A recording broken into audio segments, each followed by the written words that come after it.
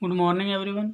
आज की हमारी क्लास वेटनरी क्लिनिकल मेडिसिन की है और आज हम पढ़ेंगे काउपॉक्स, गाय का चेचक, जिसका अन्य नाम है आपके वेरियोला वैक्सीना।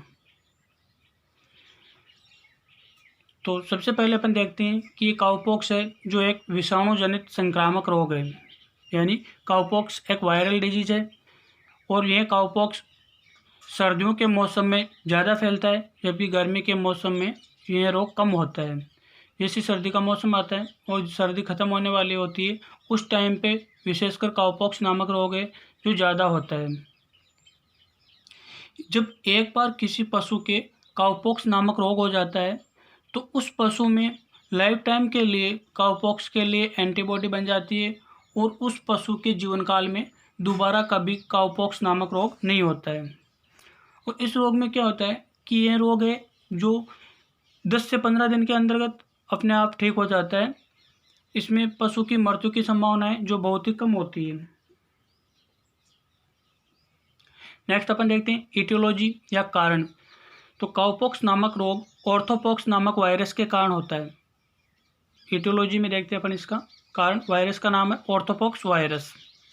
नेक्स्ट है काउपॉक्स का इंक्यूबेशन पीरियड 3 से 7 दिन होता है। नेक्स्ट है कि इस रोग का फैलाव कैसे होता है।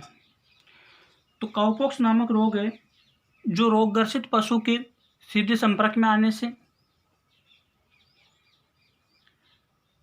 मच्छर व मक्खियों द्वारा, और अगर कोई रोगी मनुष्य पशु का दुग्ध दोहन कर रहा है तो उसके माध्यम से भी ये रोगी मनुष्य से पशु में फैल सकता है। या अगर किसी पशु के काउपॉक्स नामक रोग है और उस पशु का गवाले ने दूध निकाल दिया, उसके पश्चात बिना हाथ धोए जब वही गवाला किसी दूसरे स्वस्थ पशु का दूध निकालता है तो उस स्वस्थ पशु में भी यह रोग फैल सकता है। तो इस रोग का फैलाव कैसे होता है?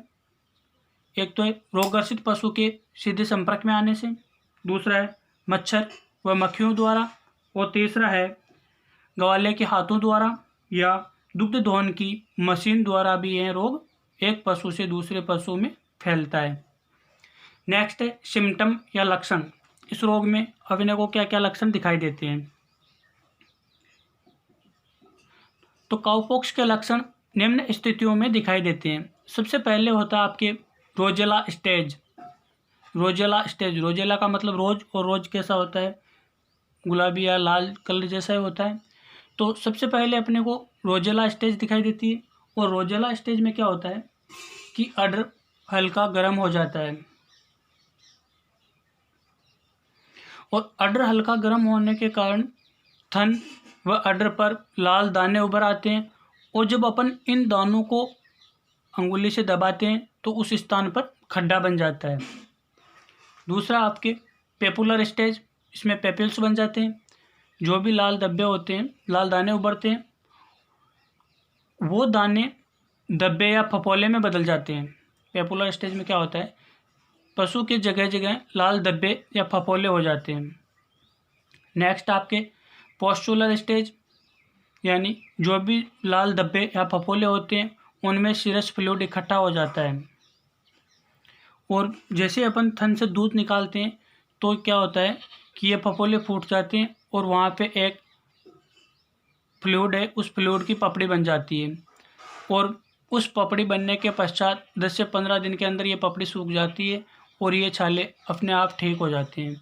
तो जो काउपॉक्स नामक डिजीज़ है वो 10 से 15 दिन में अपने आप ठीक हो जाती है। जैसे ही फफोले फूटेंगे उनका सीरस फ्लूइड फफोलों से बाहर निकलेगा, तो बाहर निकलने के पश्चात ये फ्लूइड है जो धीरे धीरे सूख कर वहाँ पे एक पपड़ी बना लेता है, और कुछ समय पश्चात यह पपड़ी क्या करती है कि सूख जाती है, और सूखने के पश्चात ये घाव बढ़ जाता है। जब ये घाव पूर्ण रूप से बढ़ जाते हैं तो घाव बढ़ने के पश्चात पशु शरीर पर स्कैब या चिन्ह बन जाते हैं, और ये चिन्ह है जो पशु में लाइफ टाइम तक बने रहते हैं। नेक्स्ट है कि ये जो रोजेला स्टेज है, चाहे पेपुलर स्टेज है, चाहे पोस्चुलर स्टेज है, इन सभी अवस्थाओं के लक्षणों के फफोले हैं जो पशु के थन, अयन व जांघ की आंतरिक सतह एवं पूंछ के नीचे दिखाई देते हैं।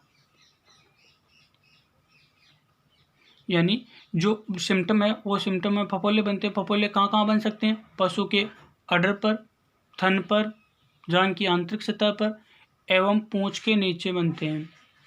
और जो छोटे बछड़े होते हैं वो बछड़े अगर दूध पीते हैं तो उनमें भी मुंह के अंदर छाले बन जाते हैं, क्योंकि वो इन्फेक्टेड मादा है, संक्रामक मादा है, उसका दूध पीते हैं तो उसका दूध पीने के कारण बछड़े में भी काउपॉक्स नामक रोग हो जाता है और बछड़े के मुंह में छाले हो जाते हैं।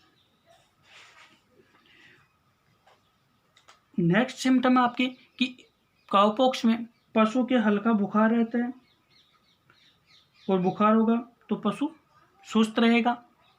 नेक्स्ट लक्षण है पशु खाना पीना छोड़ देता है तथा अनियमित जुगाली करता है।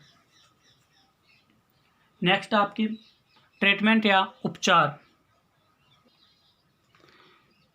तो जो आपके काउपॉक्स है, काउपॉक्स के उपचार में सबसे पहले क्या करता है कि जो भी अपने घाव वगैरह होते हैं उन घावों में मवाद आदि नहीं पड़े, इसलिए अपन क्या करते हैं, जो भी घाव होते हैं उन घावों को एंटीसेप्टिक सॉल्यूशन जैसे बेटाडीन आदि से साफ करते हैं ताकि घाव में मवाद नहीं पड़े। यानी जब भी काउपॉक्स हो जाता है और उसका उपचार करते हैं तो उसका सबसे पहले तो अपन देखते हैं कि कोई विशेष उपचार नहीं होता है, लेकिन घाव में मवाद आदि नहीं पड़े इसलिए घाव को एंटीसेप्टिक सॉल्यूशन जैसे बेटाडीन आदि से धोते हैं।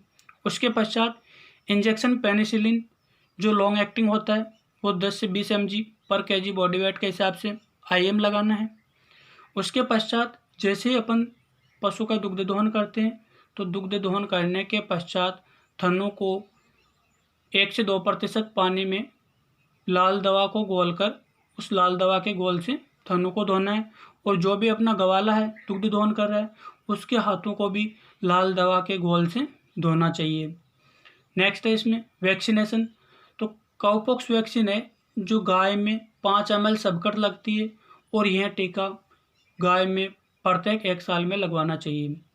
यानी जब पशु को एक बार काउपॉक्स हो जाता है तो उसके पश्चात तो क्या होता है कि उसमें लाइफ टाइम के लिए इम्यूनिटी बन जाती है, लेकिन जब तक पशु को काउपॉक्स नहीं होता है तो उस पशु को अपन 5 ml सबकट प्रतिवर्ष काउपॉक्स वैक्सीन लगवा सकते हैं।